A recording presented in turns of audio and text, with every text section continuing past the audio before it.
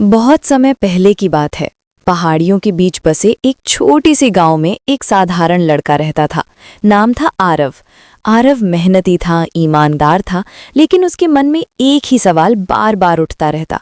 मैं ही हमेशा पीछे क्यों रह जाता हूँ? गांव के बच्चे पढ़ाई में तेज थे, कोई गणित में अव्वल, कोई दौड़ में आगे, कोई मंच पर भाषण देता। जब भी किसी की तारीफ होती आरव तालियां तो बजाता, लेकिन उसका दिल चुपचाप टूट जाता। उसे लगता मैं कुछ खास नहीं हूं, शायद मेरी जिंदगी में कुछ बड़ा लिखा ही नहीं। एक शाम वो भारी मन लेकर गांव के बाहर तालाब के किनारे बैठ गया। वहां एक बूढ़ा कुम्हार मिट्टी के दिए बना रहा था। आरव देर तक उसे देखता रहा। कुम्हार ने मुस्कुराकर पूछा, बेटा क्या सोच रहे हो? आरव बोला, सब आगे बढ़ रहे हैं और मैं वहीं का वहीं हूं। कुम्हार ने 2 दिए उठाए। एक बड़ा, चमकदार और रंगीन था, दूसरा छोटा, साधारण और कच्ची मिट्टी का। कुम्हार बोला, आज रात दोनों दियों में तेल डालकर जलाना। रात हुई, बड़ा दिया तेज रोशनी से चमक उठा।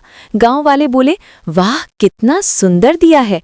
आरव फिर मायूस हो गया, लेकिन कुछ ही देर में उस बड़े दिए की बत्ती तेज जलकर खत्म हो गई। तेल सूख गया और अंधेरा छा गया। वहीं छोटा सा दिया धीरे धीरे जलता रहा। उसकी लौ शांत थी, लेकिन लगातार थी। पूरी रात वो दिया जलता रहा, अंधेरे को हराता रहा। सुबह कुम्हार बोला, बेटा हर रोशनी का तरीका अलग होता है।